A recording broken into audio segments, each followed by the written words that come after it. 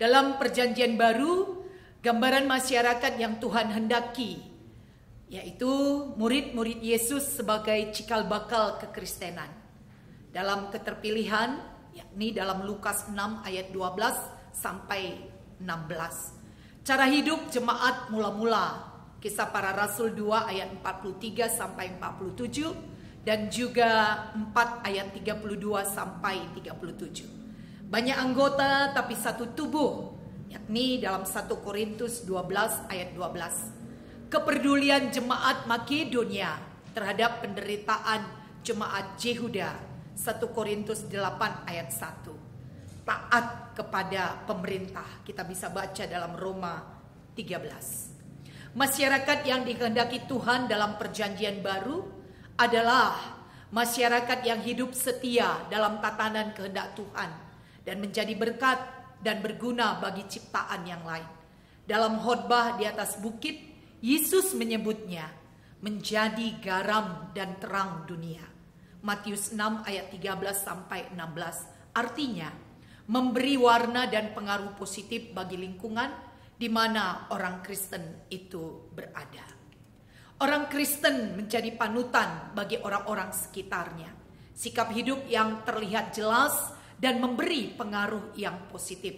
Seperti garam yang berfungsi untuk memberikan rasa dan menjadi pengawet. Demikian juga seperti terang menunjukkan jalan kepada kebenaran dan hidup. Peranan gereja dalam masyarakat.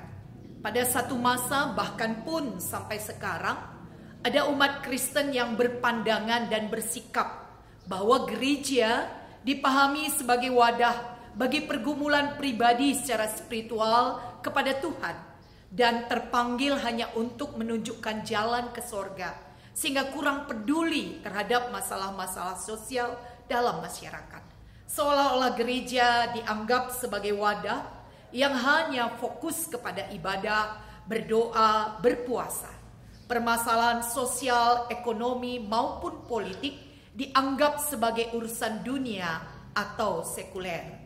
Sesungguhnya, tugas gereja holistik, gereja sejatinya menjawab pergumulan jemaat, bahkan masyarakat secara umum, karena gereja adalah kepanjangan tangan Tuhan dalam kehidupan masyarakat. Masyarakat yang menjadi konteks pelayanan gereja di Indonesia sangatlah majemuk.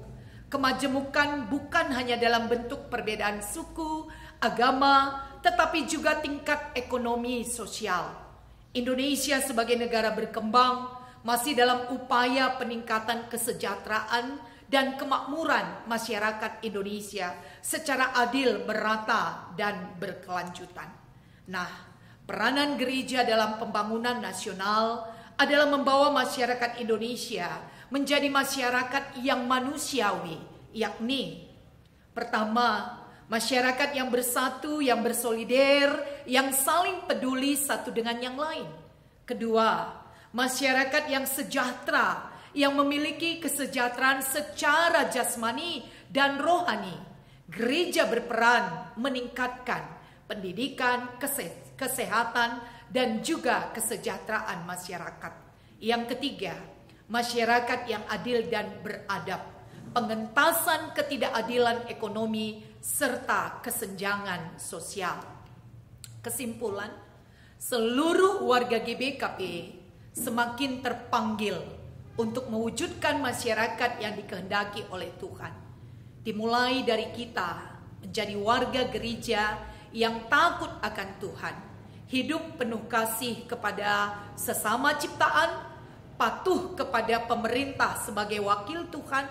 Artinya, kita menjadi warga masyarakat memiliki peran sebagaimana kita ada. Orang Kristen bukan hanya berstatus sebagai warga surga, tetapi juga warga negara yang ikut berperan mewujudkan masyarakat yang sejahtera, adil, dan makmur. Demikianlah video pengajaran Konfesi GBKP bab 5 tentang masyarakat, memberi pengertian yang lebih mendalam sehingga seluruhnya kita mampu mewujudkan pengakuan iman kita dalam keseharian kita sebagai warga gereja dan warga masyarakat. umat Kristen secara pribadi dan organisasi wajib mendukung program gereja dan negara demi terwujudnya masyarakat yang manusiawi. Salam ras mejuah-juah kita kerina.